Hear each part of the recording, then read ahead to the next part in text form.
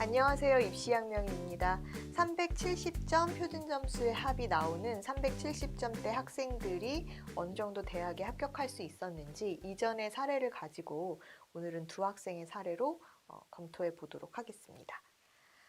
A 학생은 탐구는 1등급이었지만 주요 교과인 국어와 수학 성적이 상대적으로 잘 나오지 않은 상황이었습니다.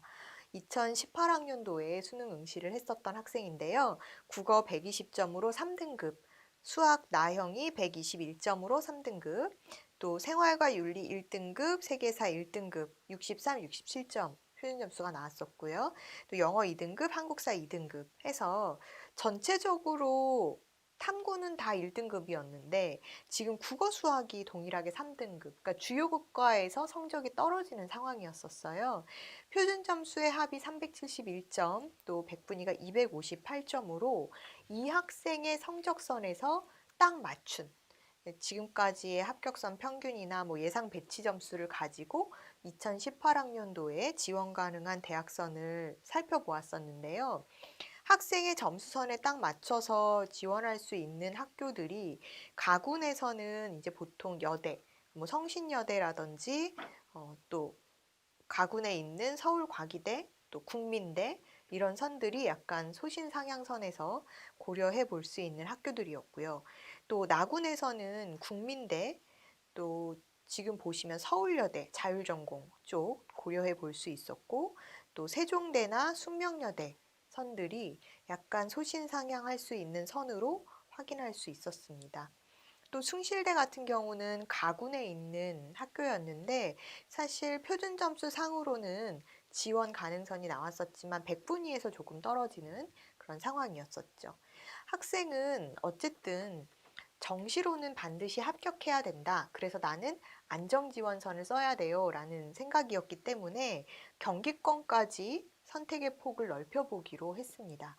학생의 성적으로 경기권에서 좀 인지도 있는 학교 위주로 지원 가능성을 살펴봤었는데요. 경기권에서 학생의 성적으로 지원해 볼 수 있는 학교선은 우선 가군에서는 가천대 글로벌이나 가톨릭대 성심교정, 또 단국대 죽전, 또 한국외대 글로벌 캠퍼스 등등을 고려해 볼 수 있었습니다. 나군에서는 용인대라든지 또 교통대, 또 단국대 죽전 이렇게 지원선이 나왔었고, 또 다군에서는 아주대나 또 단국대 죽전의 철학과, 또 사학과 등등이 지원해 볼 수 있는 선, 또 한국외대 글로벌의 통번역학과들 또는 소수언어학과들이나 이런 부분들을 생각해 볼 수 있었죠. 또 한양대 에리카 같은 경우에는 가군과 나군에서 학과군을 나누어서 선발을 하는 형태였는데요. 한양대 에리카도 경영학부나 신문방송학과 쪽을 고려해 볼 수 있는 상황이었습니다. 학생은 가군을 안정지원, 또 나군은 소신지원, 다군 역시 소신지원 이렇게 전략을 세웠었는데 다군에서 지원할 수 있는 학교들이 많지 않았기 때문에 오히려 가군에서 안정지원선을 잡고 다군은 학교를 먼저 생각하는 소신지원선을 잡게 되었죠. 학과보다는 학교선을 더 보고자 했었던 학생이고요. 그래서 학과는 학교를 정한 후에 그 학교에서 내 성적하고 맞추어서 봤을 때 모집 인원이나 성적 배치 선에서 조금 더 안정적으로 지원할 수 있는 학과선을 고려했습니다. 따라서 이 학생의 전략은 가군에서는 가톨릭대 성심의 특수교육학과를 지원했었고요. 나군에서는 세종대 경영학과로 소신 지원, 다군도 국민대 중어중문 전공으로 소신 지원을 했습니다. 어문 계열이나 이런 사회과학 계열이나 구분 없이 아까도 말씀드렸다시피 학생이 뚜렷한 목표선이 있는 것이 아니었어요. 그래서 안정 지원하는 학과선은 완전히 정말 합격할 수 있는 선을 생각하겠다. 이렇게 해서 선택을 했었던 상황이고요. 최초 합격이 됐었던 것은 역시나 안정 지원을 했었던 가톨릭대 특수교육학과였습니다. 가톨릭대를 합격하고 나서 세종대는 17번째 순으로 추가 합격이 이루어졌었고요. 국민대는 예비 28번을 받았지만 합격 결과를 얻을 수가 없었죠. 따라서 학생은 세종대로 추가 합격이 되어서 진학을 하게 됐는데요. 이렇게 이제 본인의 성적이 지금 주요 교과, 아무리 탐구가 1등급이라 하더라도 주요 교과 성적의 성취가 좋지 않았을 때는 사실 안정지원선을 고려할 수밖에 없는 상황이 되고, 또 가군에서 안정지원을 했을 때 물론 학과를 중요하게 보는 학생도 있지만 이 학생처럼 학교선부터 보겠다라는 경우에는 정말 안정지원선이 학교, 학과 모두 안정선으로 선택하게 될 수도 있어요. 그래서 이런 경우에는 사실 최초 합격이 이루어지죠. 하지만 추가 합격이 이루어지는 경우에 본인이 원했던 뭐 서울권에 그래도 내가 갈 수 있는 최대한의 선으로 가겠다라고 한다면 추가 합격으로 진로를 선택하게 되는 그런 상황이었습니다. 자연계열 학생 중에서도 이 학생처럼 표준점 수의합이 370점대가 나오는 학생이 있었는데 내신 등급이라든지 이런 부분으로 보면 조금의 차이는 있었습니다. 이 학생 같은 경우에는 주요 과목 성적, 즉 국어 수학이 2등급이었고 영어가 1등급, 그 다음에 탐구에서 한 과목이 3등급이 나오는 바람에 탐구 평균이 좀 전반적으로 낮아지는 상황이었죠.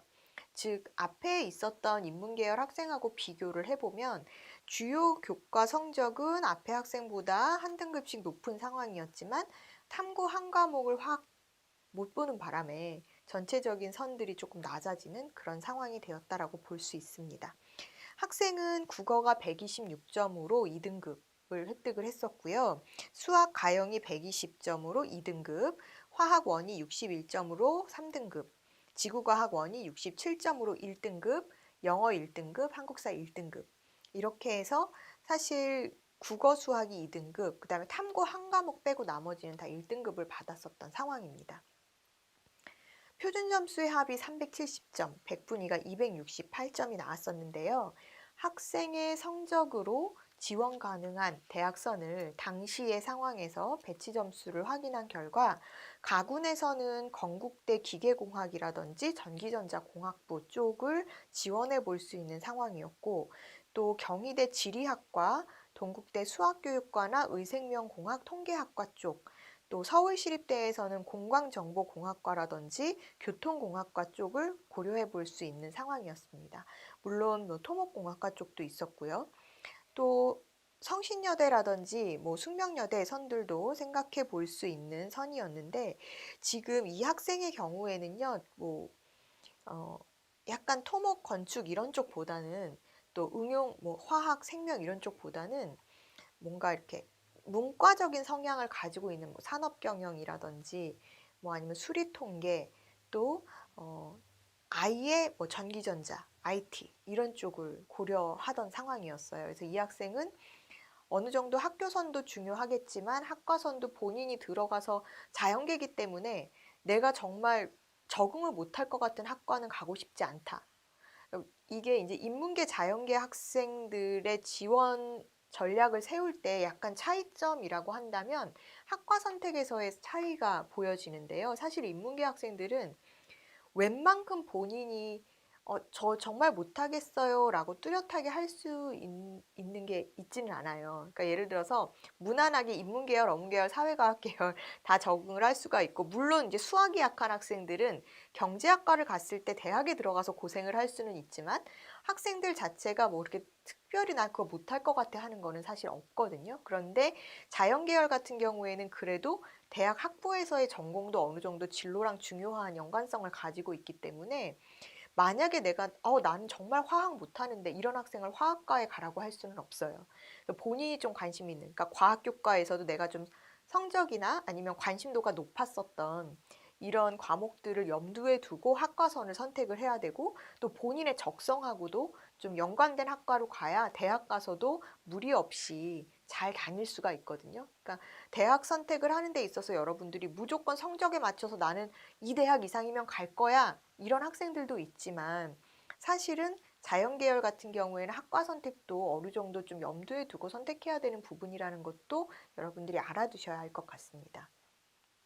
이 학생 같은 경우에는 가군에서는 건국대를 지원하기로 결정을 했습니다. 사과 상향을 하고자 했죠.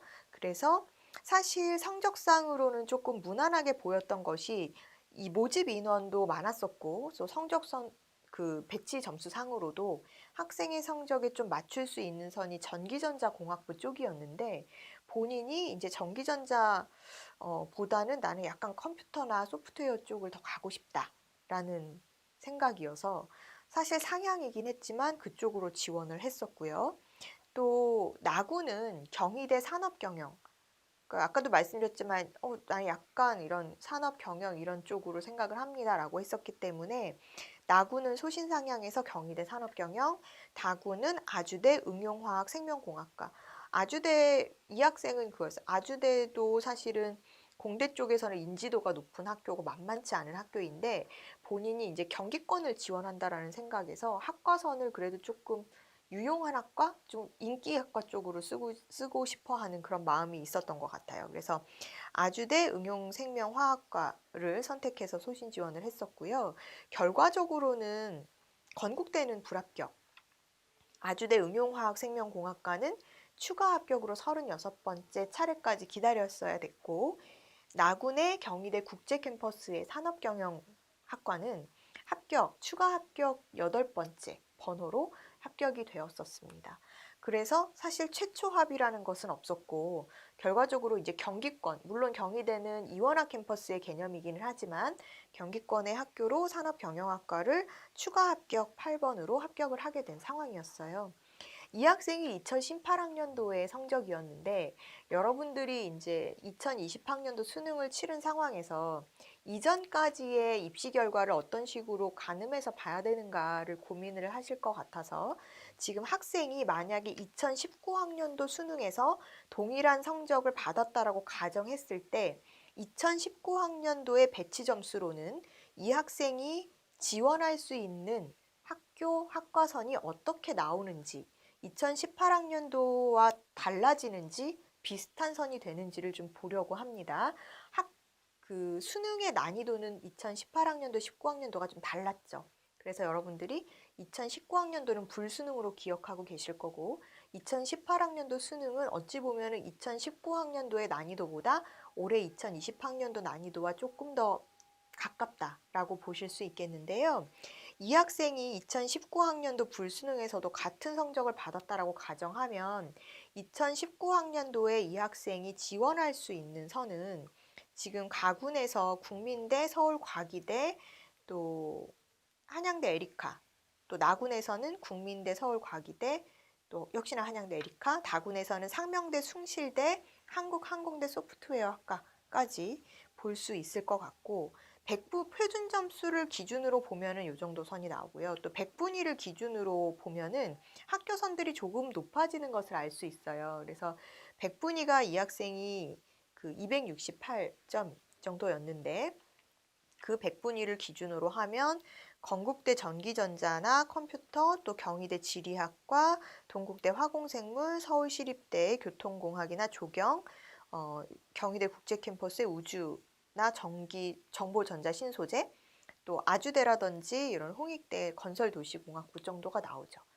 그래서 사실 두 개의 난이도는 달랐지만 배치 기준표를 보면 크게 다르지 않은 걸 알 수 있는데요. 그 이유는 뭐냐 하면 매해 나오는 이런 배치, 그러니까 여러분들이 보는 수능 성적 실채점 결과로 분석을 해서 입시 전문가들이 예상하는 그런 학교별 지원선을 배치 점수라고 우리가 알고 있잖아요.